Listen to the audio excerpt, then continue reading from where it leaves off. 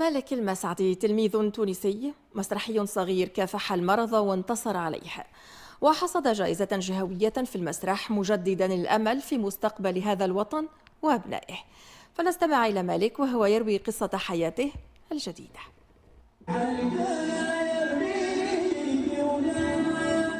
مسرح حاجة كبيرة معنا ما تتصورهاش، في كل ستريس كل الهموم ينحالك، ويزيد يساعد حتى في الدراسة متاعي، يساعدني يعني برشا. ديما فارح بها، ديما يقول لي معناها من القراية ومن المسرحيات ما نحس روحي عندي مستقبل، معناها قدرة ربي ما جيت من مسرح يجي في القراية. كأنه لا يبالي بشيء سوى بهدف رسمه لنفسه. طريقه الملتوية ومشاكله الصحية حولها إلى دافع للتميز.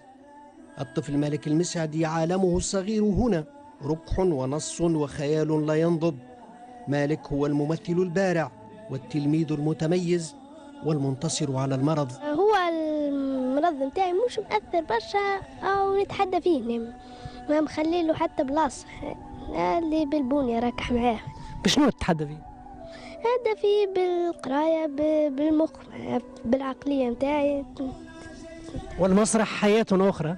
المسرح هذيك مش ما تنجمش توصفها، تلقى روحك تعيش في دور، ما تحس روحك انت داخل فصل مسرحية، معناها أي دور تحس روحك انت اللي تقوم به مش الشخصية اللي قامت. فكرة هذا المسرح الصغير في مدرسة فرفار الابتدائية احتضنت الطفل مالك وأمثاله من التلاميذ، كأن الحياة تجملت على هذا الركح لأجلهم فقط.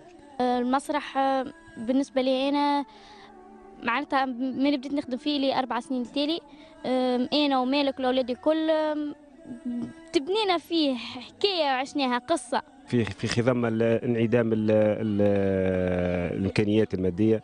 حاولت مع زملائي ومع أصدقائي ومع الناس اللي قراب مني في المدرسة هذه أن نبنوا المسرح هذا باش ينجموا يترجموا فيه هم أحلامهم وأنشطتهم. الأحلام كالدواء، ترمم تصدعات وتنصف من يعيش على هامش الحياة.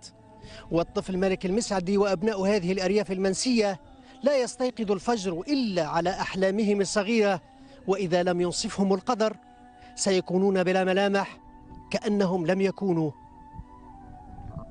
رسالة هي كل طفل كل صغير لازم يحدد هدف في الحياة، يعني يكون عنده من تو باش في المستقبل يكون هو بيدو الهدف متاعه. يعني واحد يحب يجي طبيب يولي طبيب، واحد يحب يجي ممثل يولي ممثل، وحتى وزيد لازمنا نجتهدوا في الدراسة. مالك المسعدي لا يكتفي بهذا التألق، بل يحاول نشر هذه الطاقة من التفاؤل على الجميع.